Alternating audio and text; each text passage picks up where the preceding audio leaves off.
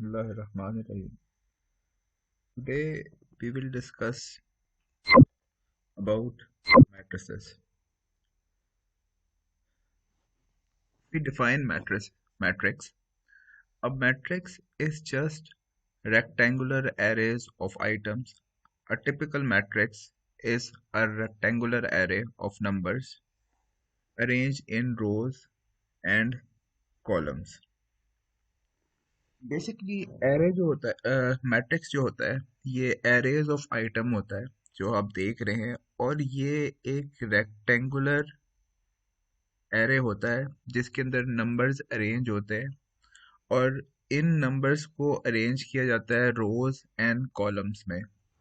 यहाँ पे आपको एक नीचे मैट्रिक्स की एग्जांपल दी हुई है। मैट्रिक्स के अंदर कुछ रोज हैं, यानी कि अगर हम हॉरिजॉन्टली देखें there are 3 rows and vertically अगर इसको देखें तो 1 2 3 and 4 these are the 4 rows. So basically अगर कोई एरे है जिसके अंदर नंबर्स हैं और उसके अंदर रोज और कॉलम मौजूद हैं तो we will call it a matrix.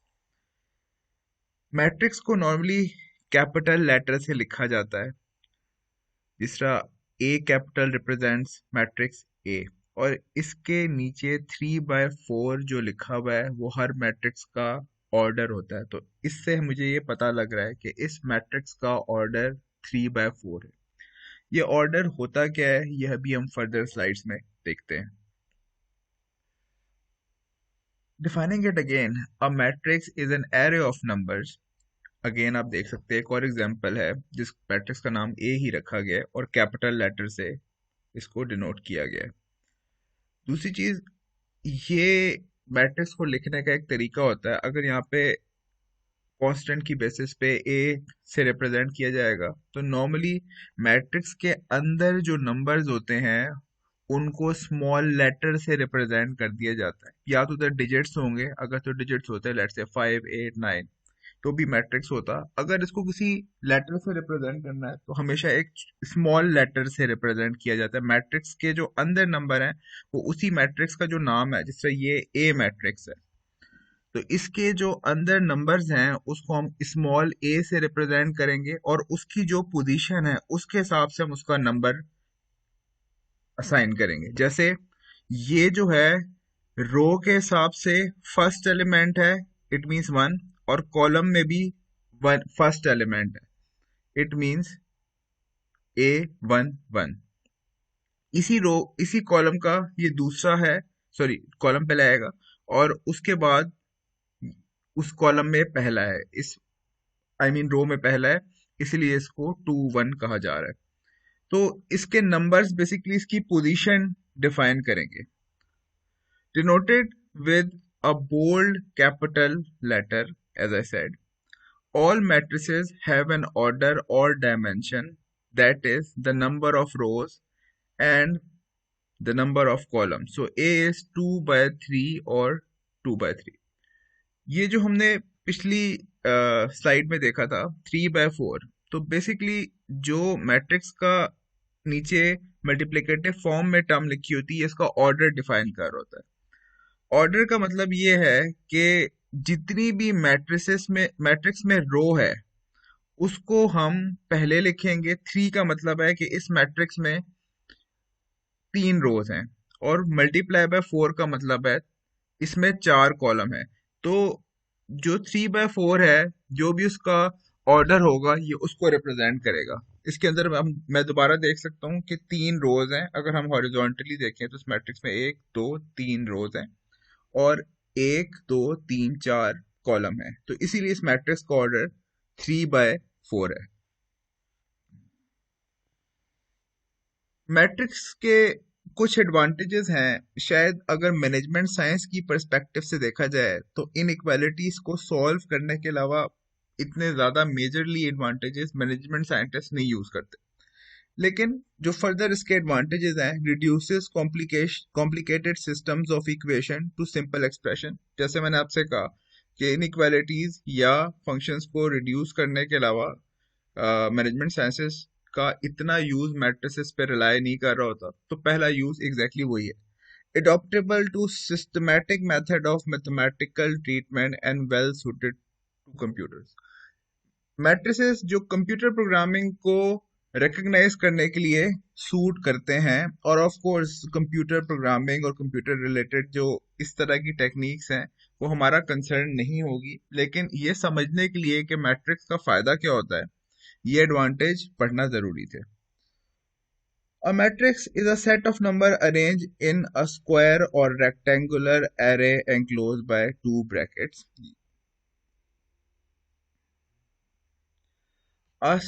Properties कुछ मैट्रिक्स की देख लेते हैं। A specified number of rows and specified number of column. Her matrix में, जैसा कि हमने पिछली स्लाइड में भी देखा, कुछ कॉलम्स होंगे और कुछ रोज होंगे। अगर किसी मैट्रिक्स में सिर्फ एक डिजिट है तो हम उसको हॉरिजॉन्टली देखें तो उसका मतलब एक रो है, और वर्टिकली देखें तो उसमें एक कॉलम है, तो उसको हम 1 बाय 1 कहेंगे। अगर किसी मैट्रिक्स में सिर्फ एक नंबर हो तो भी इसका मतलब है कि उसके अंदर एक रो है और एक कॉलम है। अब ये कुछ एग्जांपल्स हैं। यहाँ पे अगर मैं पहला मैट्रिक्स देखूं तो इसके अंदर 3 रोज हैं और 3 कॉलम्स हैं, तो इसको मैं 3 बाय 3 मैट्रिक्स कह सकता हूँ। इसी तरह सेकंड जो मैट्रिक्स है, इसके अंदर 2 रोज हैं और 1 2 3 4 कॉलम है, तो इट्स अ 2 बाय 4 मैट्रिक्स। और इसी तरह जो थर्ड एग्जांपल दी गई है उसके अंदर एक रो है और 2 कॉलम है, so we can call it 1 by 2 matrix, और I can say the order of the matrix is 1 by 2। A matrix is denoted by a bold capital letter, and the elements within the matrix are denoted by lower case letters. जैसा कि मैंने आपसे कहा पहले कि जो matrix है वो नॉर्मली कैपिटल लेटर से डिनोट किया जाएगा और उसके नीचे उसका ऑर्डर लिखा हुआ होगा। ऑर्डर को दो तरीके से लिखा जा सकता है, एक m बाय n के फॉर्म में और एक इस तरह लेफ्ट साइड पे नीचे आप की रोज आ जाएंगी और ऊपर कॉलम आ जाएंगे। जो पहला वाला तरीका है m बाय n, ये रिकमेंडेड है और हम आगे यही फॉलो करेंगे। सो हम फिलहाल ये कंसिडर करते हैं कि ऑर्डर ऑफ द मैट्रिक्स इसी तरह मल्टीप्लिकेटिव फॉर्म में ही लिखा जाता है। जो मैट्रिक्स के अंदर के एलिमेंट हैं वो अपनी पोजीशन की बेसिस पे उसको नंबर असाइन किया जाता है और उनको स्मॉल लेटर से रिप्रेजेंट किया जाता है। जैसा मैंने आपसे पहले भी कहा कि इसकी पोजीशन ये है कि ये फर्स्ट रो में है और फर्स्ट कॉलम में है, तो इसका नंबर 1 बाय 1 है। इसी तरह इसकी पोजीशन ये है कि ये फर्स्ट रो में है और सेकंड कॉलम में है, इसलिए इसका पोजीशन 1 बाय 2 है, एंड सो ऑन। इसी तरह ये जो बेसिकली एलिमेंट है ये सेकंड रो में है और फर्स्ट कॉलम में है, इसीलिए इसका नंबर 2 बाय 1 है। अब मैट्रिक्सेस की कुछ टाइप्स देख लेते हैं, और टाइप्स उस एरे को किस तरह अरेंज किया गया है उसकी बेसिस पे ही हम उसको रिकग्नाइज कर सकते हैं। पहला मैट्रिक्स है जो टाइप आती है, that is rectangular matrix. Number of rows is not equal to number of columns. Rectangular matrix एक ऐसा मैट्रिक्स है जिसके अंदर नंबर ऑफ रोज और नंबर ऑफ कॉलम इक्वल नहीं होंगे। अगर वो इक्वल होता, जिस तरह स्क्वायर होता है, स्क्वायर की चारों साइड्स इक्वल होती हैं, जबकि रेक्टेंगुलर जो शेप होती है रेक्टेंगल की, उसकी दो साइड्स इक्वल होती हैं और दो साइड इक्वल नहीं होती। तो इसीलिए अगर मैट्रिक्स, क्योंकि ये अरेंजमेंट, ये तो हमें पता है कि रेक्टेंगुलर या स्क्वायर अरेंजमेंट है, तो इसको आप किसी भी तरह अरेंज कर दें, अगर तो number of rose number of column के इक्वल नहीं है तो हम इसको रेक्टेंगुलर मैट्रिक्स बोल सकते हैं। इसी तरह अगर नंबर ऑफ रोज और नंबर ऑफ कॉलम इक्वल हैं तो ऐसे मैट्रिक्स को हम स्क्वायर मैट्रिक्स कह सकते हैं। अगर ऊपर वाली एग्जांपल्स में वापस जाएं तो फर्स्ट जो एग्जांपल, इसके अंदर जो पहली एग्जांपल दी गई थी, ये 3 बाय 3 मैट्रिक्स था, जिसका मतलब ये है कि 3 रोज हैं और 3 कॉलम्स हैं, तो it is a square matrix. बाकी जो दोनों एग्जाम्पल हैं these are rectangular matrix. Square matrix भी इसी के अंदर कवर हो गया कि स्क्वायर मैट्रिक्स वो मैट्रिक्स होता है जिसकी नंबर ऑफ रोज और नंबर ऑफ कॉलम इक्वल है। Diagonal matrix, non zero elements in principle diagonal and zero in all other positions.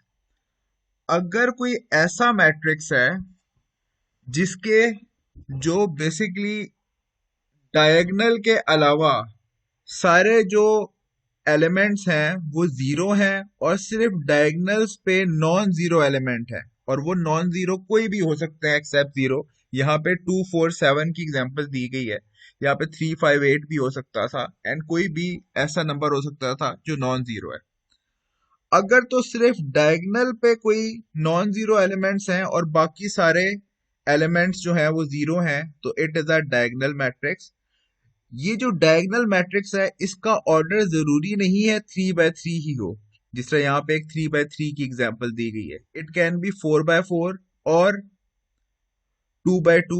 सो जो उसका ऑर्डर है वो कोई भी हो सकता है, लेकिन अगर उसके पूरे डायगोनल पे नॉन जीरो एलिमेंट्स हैं और बाकी एलिमेंट्स उसके जीरो हैं तो we will call it a diagonal matrix. Scalar matrix, scalar matrix diagonal matrix is in which all elements on principal diagonal are same। ये ऐसा मैट्रिक्स है, ये ऐसा डायगोनल मैट्रिक्स है।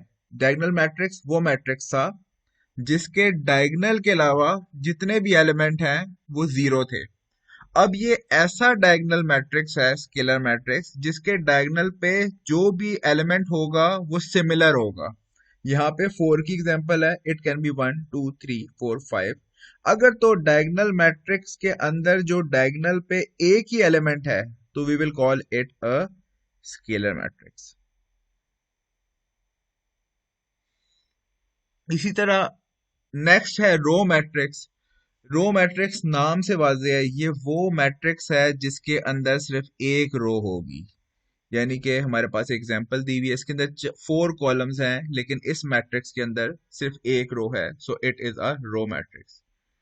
इसी तरह कॉलम मैट्रिक्स वो मैट्रिक्स होगा जिसके अंदर सिर्फ एक कॉलम होगा। यहाँ पे इस एग्जांपल में देखा जा सकता है कि 2 रोज हैं लेकिन एक कॉलम है। Identity matrix, diagonal matrix having each diagonal element equal to 1। अगर तो कोई ऐसा डायगोनल मैट्रिक्स है जिसके डायगोनल पे सिर्फ और सिर्फ 1 है तो फिर हम उसको आइडेंटिटी मैट्रिक्स कहेंगे। और ये आइडेंटिटी मैट्रिक्स एक इम्पॉर्टेंट टर्म है क्योंकि हम इसको आगे देखेंगे कि इसकी करेक्टरिस्टिक क्या है। कि ये मल्टीप्लिकेशन जब हम मैट्रिक्स की देखेंगे तो हम देखेंगे कि बेसिकली मल्टीप्लिकेशन की करेक्टरिस्टिक्स में आइडेंटिटी मैट्रिक्स का क्या रोल है, तो उसकी प्रॉपर्टीज में भी हम पढ़ेंगे और उसकी मल्टीप्लिकेशन की करेक्टरिस्टिक्स में भी इसको हम देखेंगे। तो इसको याद रखिएगा कि आइडेंटिटी मैट्रिक्स वो डायगोनल मैट्रिक्स है जिसके डायगोनल पे 1 है, और डायगोनल मैट्रिक्स वो होता है जिसके नॉन डायगोनल एलिमेंट्स 0 होते हैं। आइडेंटिटी मैट्रिक्स को नॉर्मली आई से डोनेट किया जाता है। Zero matrix, a matrix with all zero entries. अगर किसी मैट्रिक्स में जितने भी एलिमेंट्स हैं वो सारे के सारे जीरो हैं तो it is a zero matrix. इसी तरह upper triangular matrix, lower triangular matrix, ये टर्म्स हम अपने जो हमारा कोर्स आउटलाइन है मैट्रिक्स मैट्रिक्स से रिलेटेड, तो उसके अंदर हम इतनी कॉमनली यूज नहीं करेंगे। लेकिन बात यही है कि अगर तो स्क्वायर मैट्रिक्स है having all the entries zero below the principal diagonal, मतलब अगर किसी भी डायगोनल से ऊपर उसकी एंट्रीज हैं और नीचे नहीं है, और आप ये देख रहे हैं कि ये एक ट्रायंगल फॉर्म कर रहा है, ये एक ट्रायंगल की ही शेप बन रही है, इसीलिए इसको अपर ट्रायंगुलर मैट्रिक्स बोलते हैं।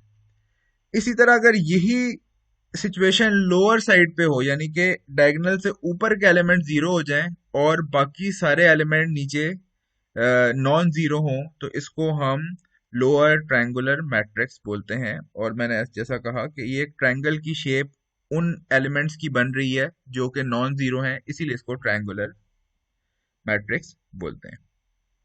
ये इनकी कुछ मजीद एग्जाम्पल है। जैसा हमने देखा था, कॉलम मैट्रिक्स वो मैट्रिक्स था जिसके अंदर सिर्फ एक कॉलम था। तो ये सारी एग्जाम्पल, ये दोनों एग्जाम्पल, चाहे वो प्रैक्टिकली मैट्रिक्स की फॉर्म में हो या उसको डिनोट किया गया हो उसके एलिमेंट से, यानी कि अल्फाबेट से, still it has one column. इस केस में एक कॉलम है लेकिन तीन रोज हैं, इस केस में एक कॉलम है लेकिन दो रोज हैं। In any case it is a column matrix.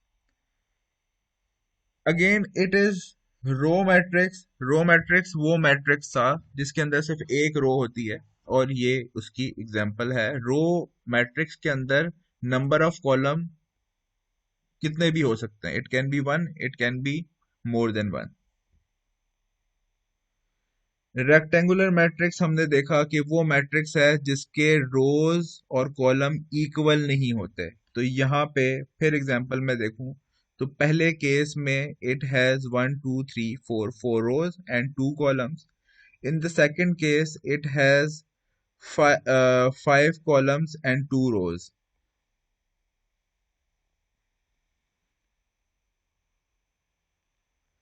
Square matrix वो मैट्रिक्स था जिसके नंबर ऑफ कॉलम्स और नंबर ऑफ रोज इक्वल थे।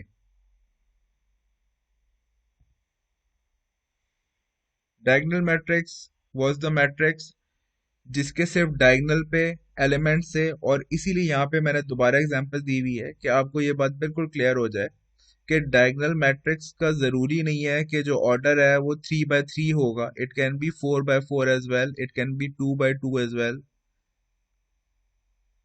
इसी तरह आइडेंटिटी मैट्रिक्स वो मैट्रिक्स होता है जिसके डायगोनल पे सिर्फ वन होता है, और इसको मैंने आपसे कहा कि आई से डिनोट करते हैं। तो इस इन दोनों जो एग्जांपल्स हैं उसके अंदर आपका जो डायगोनल पे एलिमेंट है that is one, so it is an identity matrix. Null matrix वो मैट्रिक्स है जिसके सारे एलिमेंट्स जीरो हैं, और इसी तरह ट्रायंगुलर मैट्रिक्स है। अब यहाँ पे आज के लेक्चर में हम चीजें सिंपल रखेंगे और हम मल्टीप्लिकेशन पे नहीं जाएंगे। हम आज के लेक्चर में या जाएंगे भी तो सिर्फ उसकी बेसिक देखेंगे, करेक्टरिस्टिक, जो प्रॉपर मल्टीप्लिकेशन और फिर सॉल्यूशन कैसे होता है अगर कोई हमने फंक्शन को सॉल्व करना हो, तो वो हम देखेंगे नेक्स्ट लेक्चर में। तो आज के लेक्चर में क्योंकि हम एडिशन और सब्ट्रैक्शन, इससे जो बेसिक ऑपरेशन है उस पे ज्यादा फोकस करेंगे, तो सबसे पहली चीज है इक्वालिटी ऑफ मैट्रिक्स। दो मैट्रिक्स इक्वल तब होते हैं जब उसके हर करस्पॉन्डिंग एलिमेंट इक्वल हो। यानी कि यहाँ पे जो फर्स्ट, पहला तो चीज ये है कि ऑर्डर इक्वल होना चाहिए, फिर उसके बाद हर कॉरस्पॉन्डिंग एलिमेंट इक्वल हो। यानी कि इसका फर्स्ट रो का फर्स्ट एलिमेंट वन है, फर्स्ट रो का सेकंड एलिमेंट जीरो है, इधर भी जीरो है, इधर थर्ड एलिमेंट जीरो है, इधर जीरो है, एंड सो ऑन। अगर हर करस्पॉन्डिंग एलिमेंट दोनों, दो या दो, किसी दो से ज्यादा भी हो सकते हैं, मैट्रिक्स का इक्वल है, तो इसका मतलब ये है कि वो दोनों मैट्रिसेस इक्वल हैं। और यहाँ पे इसी की एग्जांपल दी, इसीलिए एंड में कंक्लूड किया हुआ है a is equal to b. Some property of equality, if a is equal to b then b is equal to a for all a and b।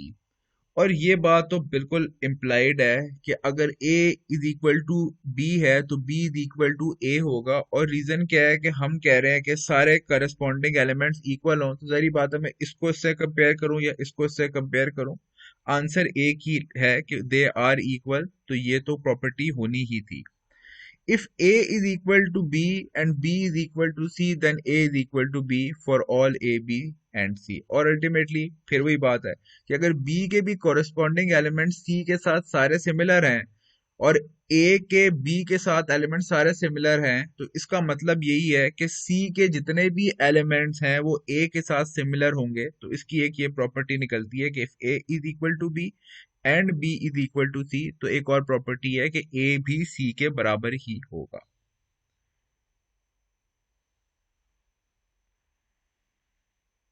अब इसके एडिशन को देख लेते हैं और सब्ट्रैक्शन को भी डेफिनेटली। द सम और difference of two matrices A and B of the same size yields a matrix C of the same size. Matrices of different size cannot be added or subtracted.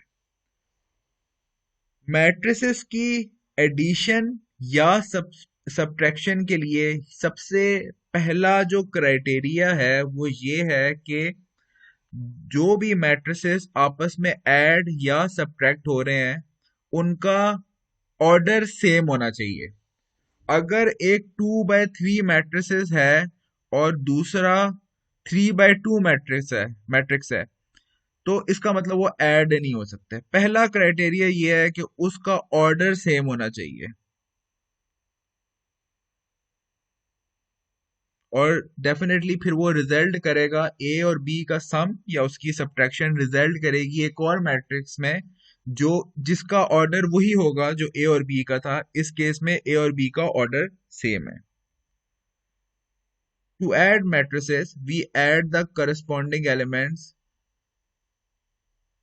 They must have the same dimensions. जैसे मैंने आपसे कहा कि dimension same होनी चाहिए। Add करने के लिए ऐड करना मैट्रिसेस को बहुत ही आसान काम है।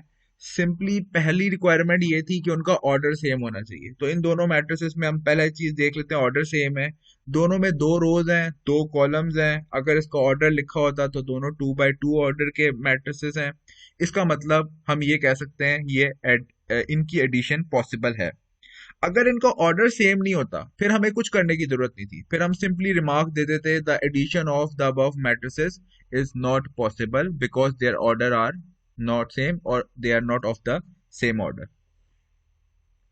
तो आपने एडिशन में सिर्फ क्या करना है, जो भी करस्पॉन्डिंग एलिमेंट हैं उनको ऐड कर देना है। तो this is called addition of the matrix. के अगर इस क्योंकि ऑर्डर सेम है इसका मतलब करस्पॉन्डिंग एलिमेंट्स तो होंगे। तो पहली रो का पहला जो एलिमेंट है उसको जिस मैट्रिक्स के साथ ऐड कर रहे हैं उसको पहली रो के पहले कॉलम के साथ ऐड कर देना है। सेकंड रो फर्स्ट रो के सेकंड एलिमेंट को फर्स्ट रो के सेकंड एलिमेंट के साथ ही ऐड करना है। इसी तरह सेकंड रो के फर्स्ट एलिमेंट को सेकंड रो के फर्स्ट एलिमेंट के साथ ही ऐड करना है। इसी तरह फोर्थ आपका जो सेकंड रो का सेकंड एलिमेंट है उसको भी सेकंड रो के सेकंड एलिमेंट के साथ ही ऐड करना है और आपका आंसर आ जाएगा। और उसके बाद एडिशन जो इन एलिमेंट्स की होगी वो बिल्कुल उस तरह होगी जिस तरह मैथमेटिकली आप ऐड करते हैं कि -5 + 6 is equal to 1, 0 - 3 is equal to -3, 4 + 2 is equal to 6 and 1 + 3 is equal to 4।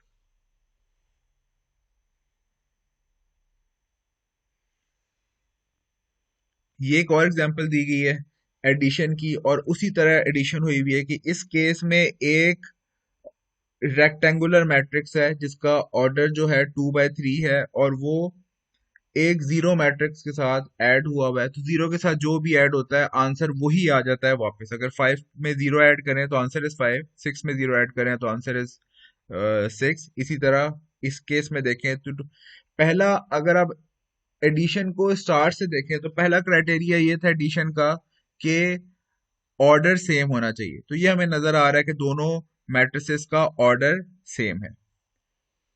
उसके बाद फिर आपने सिंपली क्या करना था, जो करस्पॉन्डिंग एलिमेंट्स हैं उनको ऐड कर देना है। तो इस केस में 2 + 0 आना चाहिए था, यहाँ पे आंसर आ गया 2। -1 + 0 इज -1। तो अल्टीमेटली जीरो मैट्रिक्स के साथ ऐड होगा तो उसका आंसर वो मैट्रिक्स इटसेल्फ हो जाएगा। When a zero matrix is added to another matrix of the same dimension, that same matrix is obtained.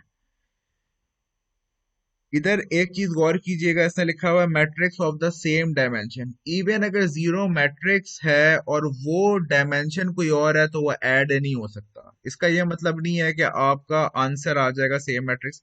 अगर इस केस में इसकी डायमेंशन 2 by 2 होती तो हम इसका आंसर ये नहीं लिखते कि वो सेम मैट्रिक्स दोबारा आ गए आंसर में, बल्कि हम लिखते हैं ये दोनों मैट्रिक्स ऐड नहीं हो सकते क्योंकि इनका ऑर्डर डिफरेंट है।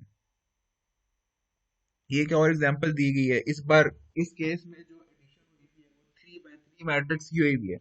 तो सबसे पहले हमने ये देखा कि इनका ऑर्डर सेम है कि नहीं है। ऑर्डर सेम है तो वी मूव्ड ऑन, और फिर हमने हर एलिमेंट को उसके कोरिस्पॉन्डिंग एलिमेंट से ऐड कर दिया। इस केस में 4 - 1 is 3, -3 + 2 is -1, 1 + 3 is 4, 0 + 6 is 6, 5 - 7 is -2, -2 plus 9 is equal to 7, 5 plus 0 is 5, -6 minus 4 is equal to -10, 0 plus 8 is 8.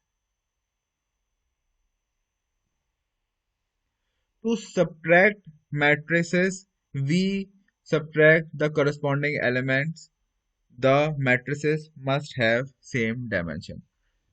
Subtract करने के लिए भी जो क्राइटेरिया है वो एग्जैक्टली सेम है, और क्राइटेरिया क्या था कि दोनों का ऑर्डर सेम होगा तो वो सब्ट्रैक्ट हो सकते हैं, अदरवाइज सब्ट्रैक्ट नहीं हो सकते।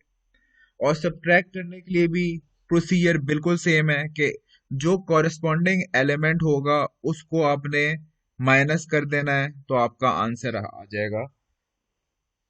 और इसी तरह यहाँ पे रिप्रेजेंट किया हुआ है, ये दो मैट्रिक्स में अगर माइनस हो रहे हैं तो हमने हर कॉरेस्पॉन्डिंग एलिमेंट को माइनस करना है। 1 में से 1 माइनस कर देंगे, 2 में से -1 माइनस कर देंगे तो minus and minus will be plus ultimately.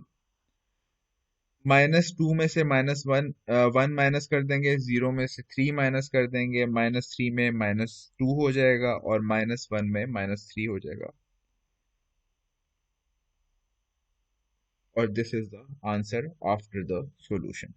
तो एडिशन और डिलीशन की हम एडिशन और सब्ट्रैक्शन की हम जब भी बात करेंगे, इट इज इम्पोर्टेंट कि एक क्राइटेरिया मैंडेटरी है जो मीट होना चाहिए, और दैट इज कि उनका ऑर्डर सेम होना चाहिए, और उसके बाद हम ऐड और सब्ट्रैक्ट कर सकते हैं। और अल्टीमेटली इसमें इस एग्जांपल में 3 by 3 मैट्रिक्स की सब्ट्रैक्शन दिखाई हुई है, और इसका प्रोसीजर एग्जैक्टली सेम है कि करस्पॉन्डिंग एलिमेंट्स को माइनस किया हुआ है और रिजल्टेंट जो मैट्रिक्स है वो रिपोर्ट किया गया है।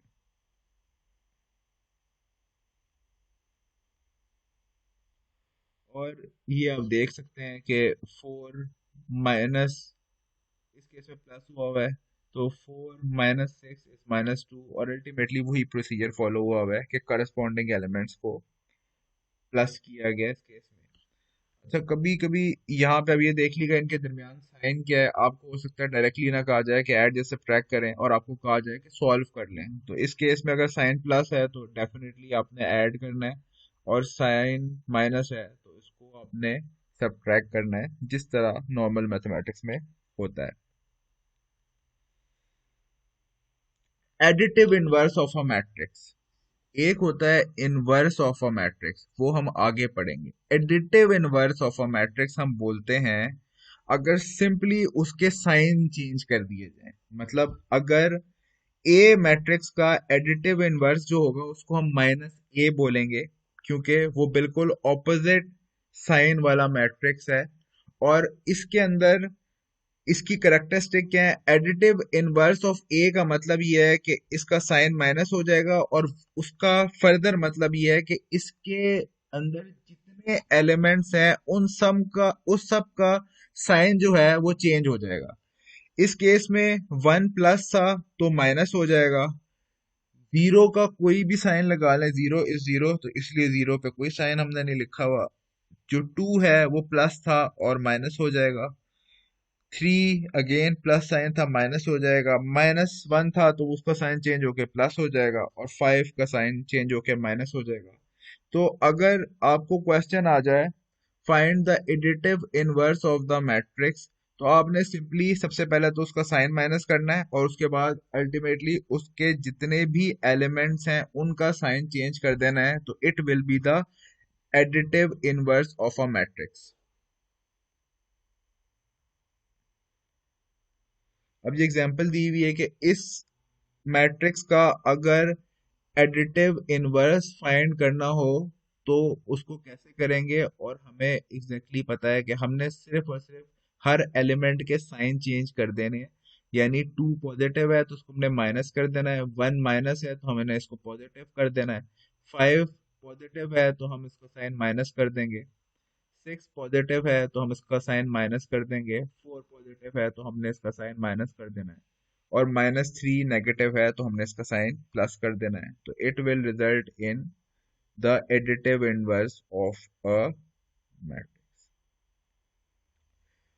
इसके बाद नेक्स्ट स्टेप पे जाते हैं। अगर कोई स्केलर क्वांटिटी यानी कि कोई कांस्टेंट कह लें आप, किसी मैट्रिक्स के साथ मल्टीप्लाई हो रहा है तो इसका मतलब ये है कि वो मैट्रिक्स के हर एलिमेंट के साथ मल्टीप्लाई होगा।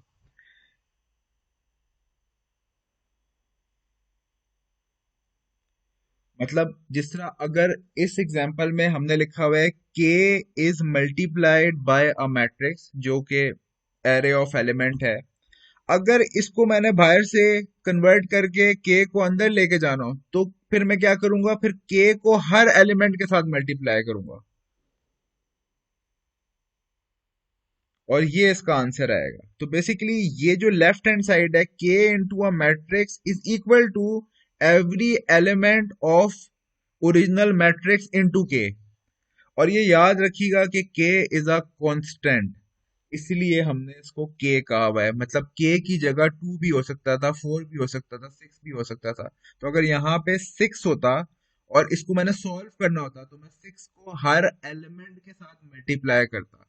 जैसे कि मैंने यहाँ पे k को हर एलिमेंट के साथ मल्टीप्लाई किया है, तो किसी भी स्केलर टर्म को अगर आप मैट्रिक्स के साथ मल्टीप्लाई करेंगे तो this means that it has to be multiplied by every element of the matrix। Example दी गई है कि 3 अगर मल्टीप्लाई हो रहा है विद अ मैट्रिक्स तो इसका मतलब है कि इसको अगर मैं अंदर लेके जाके सॉल्व करूंगा, this means the 3 has to be multiplied by every element of the matrix. तो -3 के साथ भी 3 मल्टीप्लाई करूंगा और आंसर आएगा -9। 0 के साथ जो आंसर आएगा 0 आएगा। 4 के साथ 3 को मल्टीप्लाई करेंगे तो आंसर आएगा 12, और 5 के साथ जो आंसर आएगा that is 15। And this is the answer of multiplying a scalar term with a matrix।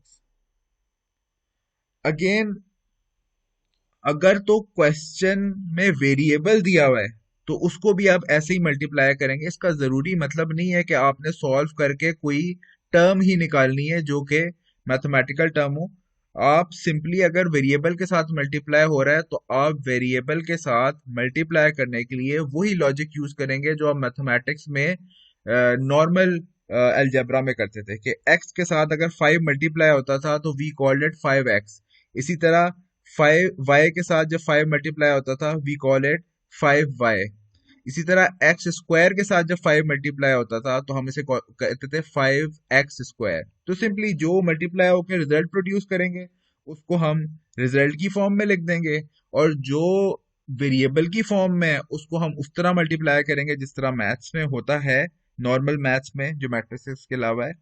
तो वैसा ही है, 1 को 5 से मल्टीप्लाई किया आंसर इज 5, -2 को 5 से मल्टीप्लाई किया आंसर इज -10, x को 5 से मल्टीप्लाई किया आंसर इज 5x, 5 को 4 से मल्टीप्लाई किया and so on. So simply when you are multiply a scalar quantity with a matrix, it will result into it will result in multiplying each element of the matrix by the quantity that is actually multiplied by it। अब इसकी जो एक दो properties हैं वो भी देख लें कि अगर ए और बी मैट्रिक्स का जो रिजल्ट है हमेशा बी और ए के सम के बराबर ही होगा। ए और बी का sum is always equal to B और ए का सम, और ये भी लॉजिकली जस्टिफाइड है कि हर एलिमेंट जब ऐड हो रहा है वन को फोर में ऐड करें या फोर को वन में ऐड करें, आंसर तो फाइव ही आना है। तो इसीलिए ये वाली प्रॉपर्टी सेटिस्फाई होती है। ये आपको प्रॉपर्टी अभी पढ़ने में कुछ अजीब इसलिए लग रही होगी कि आप ये सोच रहे होंगे, ये तो बिल्कुल अंडरस्टूड सी बात है कि अगर one plus two is equal to three तो two plus one is equal to one as well. आगे जाके कुछ मैट्रिक्स के रूल हैं जो नॉर्मल मैथमेटिक्स से रिवर्स हो जाएंगे या कह लें एप्लीकेबल नहीं होंगे। जैसे जब हम मल्टीप्लिकेशन में जाएंगे तो नॉर्मली टू बाय थ्री का जो रिजल्ट होता है वो सिक्स होता है, और थ्री बाय टू का जो रिजल्ट होता है वो भी सिक्स होता है। तो multi A into B is equal to B into A. Matrices के अंदर ए बी जो है वो बी ए के बराबर नहीं होता। इसीलिए जो एडिशन है उसके अंदर ये आपको रूल्स बताए हुए हैं। एडिशन के अंदर a plus b is equal to b plus a, इसके अंदर नॉर्मल मैथ्स वाला जो बेसिकली जो करेक्टरिस्टिक है वो एज इट इज एप्लीकेबल हो रही है। इसी तरह ए का जो सम होगा बी प्लस ए का जो सम होगा बी प्लस सी के सम के साथ, वो ए बी के सम का सी के साथ अगर सम हो, या ए बी एंड सी अलग अलग ऐड कर दिए जाएं, तीनों का जो रिजल्ट है वो एक ही होगा अगर आप इसको सॉल्व करके देख लेंगे। अगर जीरो मैट्रिक्स के साथ कोई भी चीज ऐड होगी, चाहे वो ए को जीरो से ऐड करें या जीरो को ए से ऐड करें, तो answer is always a, original matrix वापस आ जाएगा।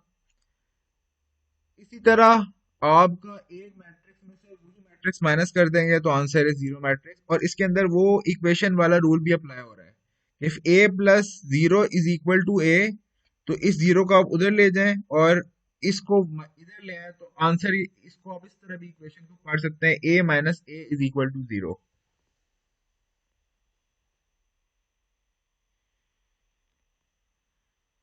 एक और रूल ये है कि अगर के ए के साथ मल्टीप्लाई हो रहा था और एक एक एलिमेंट के साथ मल्टीप्लाई करना पड़ रहा था इसको, तो इसी तरह मैट्रिक्स के बाद अगर मैट्रिक्स भी किसी स्केलर क्वांटिटी से मल्टीप्लाई होगा तो भी तरीका एक ही होगा कि आपने उसको हर एलिमेंट के साथ मल्टीप्लाई करना है। जैसे यहाँ पे एग्जांपल दिया है, अगर फोर मैट्रिक्स के साथ मल्टीप्लाई हो रहा है, वो इक्वल है मैट्रिक्स फोर के साथ मल्टीप्लाई हो रहा है, और आंसर वही है कि आपने हर एलिमेंट को उस स्केलर क्वांटिटी के साथ मल्टीप्लाई किया है। और ये अगेन कुछ प्रॉपर्टी है कि अगर ए प्लस बी के सम के साथ उस क्वांटिटी को मल्टीप्लाई किया जाए तो वो हमेशा इक्वल आएगा कि ए के साथ के को अलग मल्टीप्लाई किया और बी के साथ के को अलग मल्टीप्लाई किया और उनका सम कर लिया हो, आंसर जो रिजल्टेंट मैट्रिक्स है वो एक ही आएगा। और सेम इज द केस, ये तो उसी तरह का केस है। और सेम इज द केस कि अगर ए बी की जो मल्टीप्लाई किया हुआ मैट्रिक्स है उसको अगर के से साथ के साथ मल्टीप्लाई किया जाए, या ए के साथ मल्टीप्लाई करने के बाद ए को बी के साथ मल्टीप्लाई किया जाए तो भी आंसर एक ही आएगा, एंड सो ऑन। अब नेक्स्ट चीज जो हम डिस्कस करने लगे हैं ये थोड़ी कॉम्प्लिकेटेड चीज है। अभी तक जितनी बातें की मेरा ख्याल से बहुत सिंपल थी। हमने बात की कि मैट्रिक्स होता क्या है, मैट्रिक्स का ऑर्डर किसे बोलते हैं, नंबर ऑफ, फिर हमने मैट्रिक्स कुछ टाइप देखी कि स्केलर मैट्रिक्स क्या होता है, कॉलम मैट्रिक्स क्या होता है, रो मैट्रिक्स क्या होता है, रेक्टेंगुलर मैट्रिक्स क्या होता है, आपका डायगोनल मैट्रिक्स क्या होता है। उसके बाद हमने आइडेंटिटी मैट्रिक्स की बात की, स्क्वायर मैट्रिक्स क्या होता है। उसके बाद हमने देखा मैट्रिक्स की एडिशन कैसे होती है, मैट्रिक्स की सब्ट्रैक्शन कैसे होती है, अगर कोई स्केलर टर्म यानी कि कांस्टेंट उससे मल्टीप्लाई हो जाए तो कैसे मल्टीप्लाई किया जाएगा। तो अभी तक की जो बातें हैं वो बहुत सिंपल रही हैं। थोड़ी सी जो कॉम्प्लिकेशन मैट्रिक्स में स्टार्ट होगी ना मैट्रिसेस में, वो सारी मल्टीप्लिकेशन की है कि मल्टीप्लिकेशन के बाद आपको एडिशन सब्ट्रैक्शन मैट्रिक्स की टाइप आपको शायद तब भी आ सकती हैं जब आप इसकी प्रैक्टिस ना भी करें क्वेश्चन की। लेकिन मल्टीप्लिकेशन आप कभी भी नहीं कर पाएंगे specially for the examination purpose जब तक आप इसके मल्टीपल क्वेश्चन सॉल्व ना कर लें। और मल्टीप्लिकेशन के बाद हम एक स्टेप ऊपर भी जाएंगे, हम इसके अंदर जो आपकी कह लें कि एक्स वाई और जी की जो वैल्यूज जिस तरह डिराइव करनी होती है वो थ्रू मैट्रिसेस भी हम डिराइव करेंगे इक्वेशंस में जो होती हैं। तो सॉल्व करेंगे equation with the use of matrix.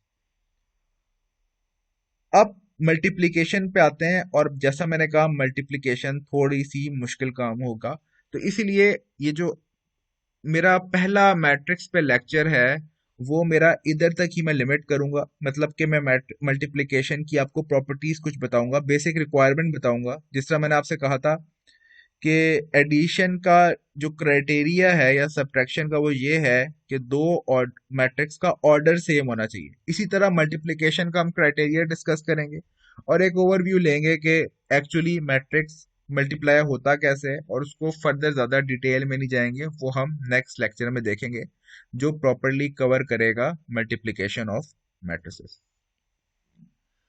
अब मल्टीप्लिकेशन की जब मैं बात कर रहा हूं, the product of two matrices is another matrix.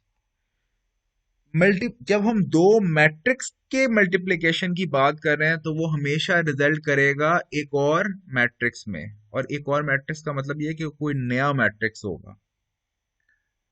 दूसरा, two matrices A and B must be conformable for multiplication to be possible. यहां पे सबसे पहले उसी एडिशन की तरह हमने ये देखना है ये मैट्रिक्स आपस में मल्टीप्लाई भी हो सकते हैं कि नहीं हो सकते। तो इसीलिए पहले हम क्राइटेरिया चेक करेंगे, और क्राइटेरिया क्या है?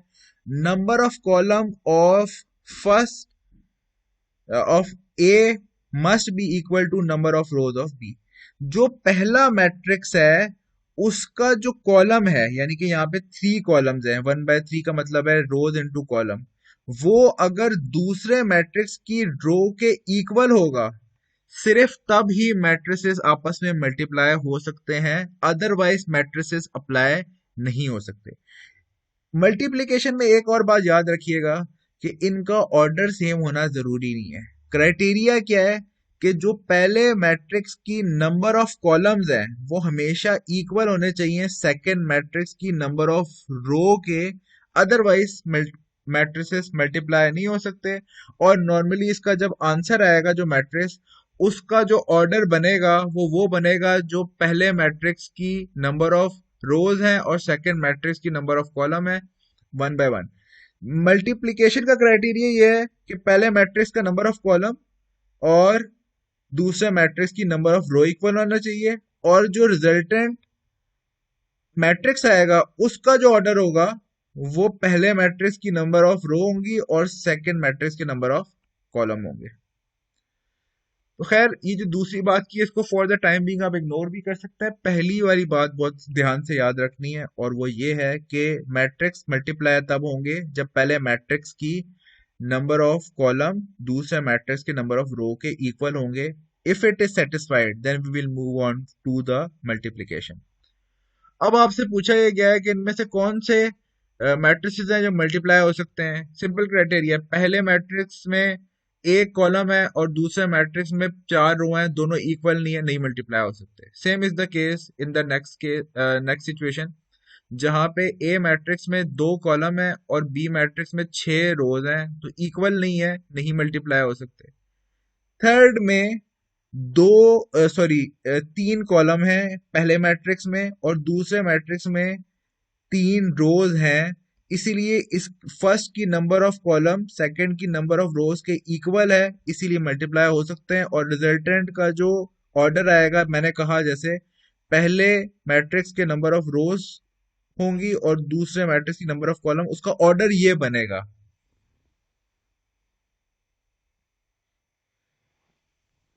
जैसे मैंने आपको कहा कि हम आज मैट्रिक्स को मल्टीप्लाई प्रैक्टिकली करके नहीं देखेंगे, या एक बेसिक एग्जांपल शायद हो लेकिन प्रॉपरली हम उसको डिटेल में नहीं देखेंगे। लेकिन हम ये देखेंगे कि मैट्रिक्स मल्टीप्लाई कैसे होता है। अगर ये दो मैट्रिक्स हैं तो ये मल्टीप्लाई कैसे होंगे। पहला क्राइटेरिया क्या था कि पहले मैट्रिक्स के जो नंबर ऑफ कॉलम है वो दूसरे मैट्रिक्स की नंबर ऑफ रो के इक्वल होने चाहिए। पहले मैट्रिक्स में 1 2 3 3 कॉलम है, दूसरे मैट्रिक्स में 1 2 3 रो है, तो इसका मतलब ये है कि इक्वल है।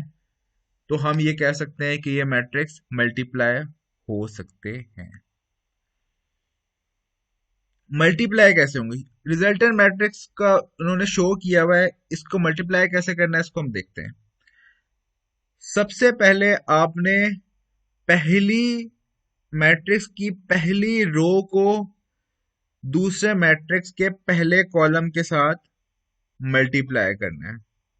यानी कि पहला जो रो है, पहला एलिमेंट आपका आएगा, पहला एलिमेंट पहले रो का मल्टीप्लाई होगा पहले कॉलम के पहले एलिमेंट से, उसमें ऐड हो जाएगा second element of the row to the second element of the column, उसमें ऐड हो जाएगा third element of the row and third element of the column, और उसका जो भी आंसर आएगा, अभी तो हमने यहाँ पे कह लें कि अल्फाबेटिकली रिप्रेजेंट किया हुआ है ना, प्रैक्टिकली अगर डिजिट होंगे तो उसका कोई आंसर आएगा, वो आपका रिजल्टेंट मैट्रिक्स का पहला एलिमेंट बन जाएगा।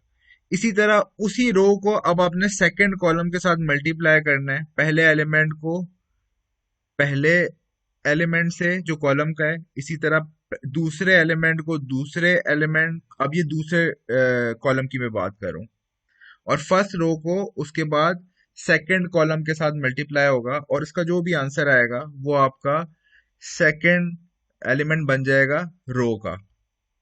उसके बाद सेकंड रो आपकी मल्टीप्लाई होगी फर्स्ट कॉलम से, और सेकंड रो ही मल्टीप्लाई होगी सेकंड कॉलम से, और इस तरह मैट्रिक्स का ऑर्डर बनेगा। आपने हर रो को पहले एक रो को चूज करना है और उसको पहली कॉलम से मल्टीप्लाई करना है, फिर दूसरे से मल्टीप्लाई करना है, फिर नेक्स्ट रो को चूज करना है और उसको फर्स्ट कॉलम से मल्टीप्लाई करना है, और फिर सेकंड कॉलम से मल्टीप्लाई करना है। अगर अज्यूम करते हैं इसके बाद एक और रो होती और ये मैट्रिक्स ऑफ कोर्स मल्टीप्लाई हो सकता था, तो फिर हम क्या करते हैं, उस रो को भी सेकंड फर्स्ट कॉलम से मल्टीप्लाई करते हैं और फिर सेकंड से मल्टीप्लाई करते हैं, और इसका ऑर्डर चेंज होकर 3-1 और 3-2 भी हो जाता है। जैसा मैंने आपको कहा, it is a difficult thing to do, और ये चीजें सिर्फ क्लियर होंगी by practicing more and more questions of matrix multiplication. तो बेसिक टूल यही था। अब यहाँ पे एक मल्टीप्लिकेशन की एक एग्जांपल दी हुई है, और उसके बाद हम सिर्फ ट्रांसपोज देखेंगे और इतनी डिटेल में नहीं जा रहे। आगे वाले लेक्चर्स में हम मल्टीप्लिकेशन भी देखेंगे, उसके बाद मैट्रिसेस के डिटर्मिनेंट्स की बात करेंगे, फिर एडजॉइंट की बात करेंगे कि कैसे कैसे कैसे जो है हम कोई इनइक्वालिटी या इवन इक्वालिटी हो अगर, और उसके अंदर कोई वेरिएबल फाइंड करना हो, तो कैसे मैट्रिसेस को यूज करते हुए फाइंड कर सकते हैं। खैर, उसी मैट्रिसेस की मल्टीप्लिकेशन को देखते हैं। तो हमारा क्राइटेरिया क्या था? पहला क्राइटेरिया ये था हमारा कि नंबर ऑफ कॉलम जो होंगे पहले मैट्रिक्स के, वो इक्वल होंगे number of rows of the second matrix. तो इस केस में पहले मैट्रिक्स के एलिमेंट है वन, कॉलम है 1 2 3, और सेकंड मैट्रिक्स की जो रो है वो है 1 2 3। तो इसका मतलब पहली चीज तो ये मल्टीप्लाई हो सकते हैं। फिर मैंने आपसे कहा कि जो रो होगी उसके हर एलिमेंट को करस्पॉन्डिंग मैट्रिक्स के फर्स्ट कॉलम से पहले मल्टीप्लाई करना है। तो इस केस में पहले मैं मल्टीप्लाई करूंगा 1 को 4 से, उसमें प्लस करूंगा 2 को 6 से, उसमें प्लस करूंगा 3 को 5 से। इसी तरह मैं फिर उसी रो को दूसरे कॉलम से मल्टीप्लाई करूंगा और उसको रो ऐड करते जाऊंगा। 1 को मल्टीप्लाई करूंगा 8 से, प्लस करूंगा 2 को 2 से, प्लस करूंगा 3 को 3 से। तो ये हमारा second element of row generate हो जाएगा। इसके बाद मैं सेकंड रो को फर्स्ट कॉलम से मल्टीप्लाई करूंगा 4 इंटू 4, 2 इंटू 6 और 7 इंटू 5, और ये ऐड हो रहे हैं डेफिनेटली, और 4 into 8 plus 2 into 2 plus 7 into 3, ये यहाँ पे आपका सेकंड रो का फोर्थ एलिमेंट बन जाएगा। और उसके बाद सिंपली आपने इसको सॉल्व करना है और आपका रिजल्टेंट मैट्रिक्स आ जाएगा। इस केस में 1 into 4 is 4, 2 into 6 is 12, 3 into 5 is 15। So 15 plus 12 is 27, plus 4 is 31। आप कैलकुलेटर यूज कर सकते हैं डेफिनेटली। तो आंसर आया 31। इसी तरह सेकेंड एलिमेंट को अगर हमने निकालना होगा तो क्या करेंगे, 8 into 1 is 8, 2 into 2 is 4 which is 14, दोनों को मिला के, और 3 इंटू 3 इज 9, तो 14 plus 9 is equal to, sorry, 8 and 4 is 12, and 12 plus 9 is 21।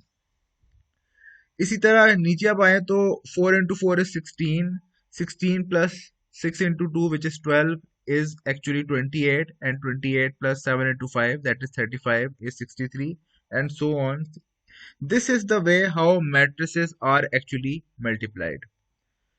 मैंने आपसे कहा था कि आइडेंटिटी मैट्रिक्स को याद रखिएगा, इस पे एक प्रॉपर्टी भी जनरेट होती है और ये वो प्रॉपर्टी है।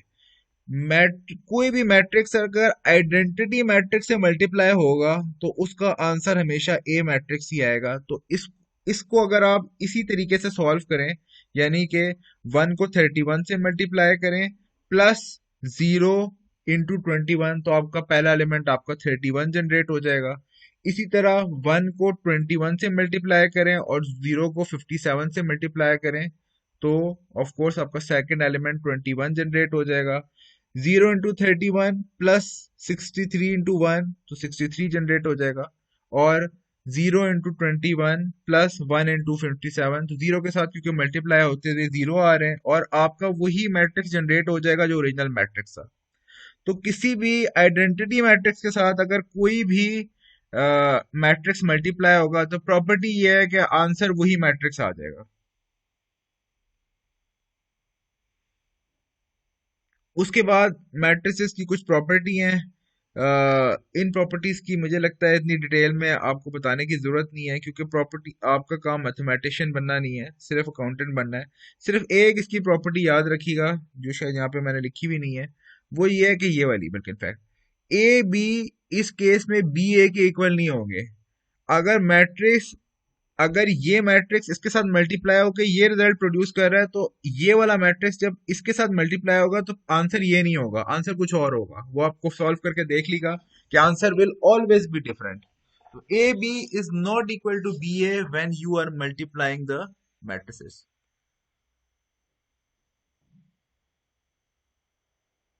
और ये इसका एक सॉल्यूशन भी दिया हुआ है कि A B is not equal to B A. उसको आप देख लें कि जब इसने टी को एस से मल्टीप्लाई किया तो इसका आंसर आया 3 8 15 20, और ये मल्टीप्लाई बिल्कुल वैसे किया कि आपकी पहली रो को पहले कॉलम से मल्टीप्लाई किया, 1 इंटू 3 प्लस 2 इंटू 0, तो answer is 3। 1 into 4 is 4, 2 into 2 is 4, तो answer is 8। 5 into 3 is 15, 0 into 0 is 0, then answer is 15।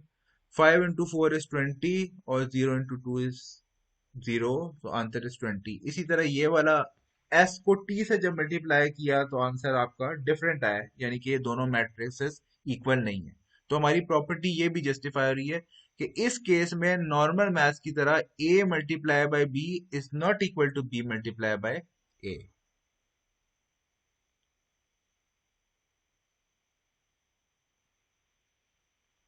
और ये A B is equal to 0, neither A और बी इज।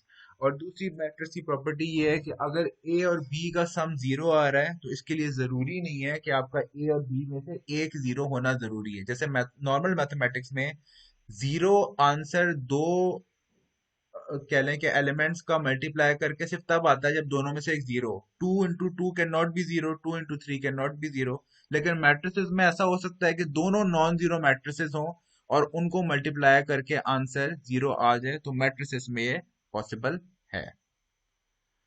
और आखिरी बात जो हम करेंगे वो करेंगे ट्रांसपोज की।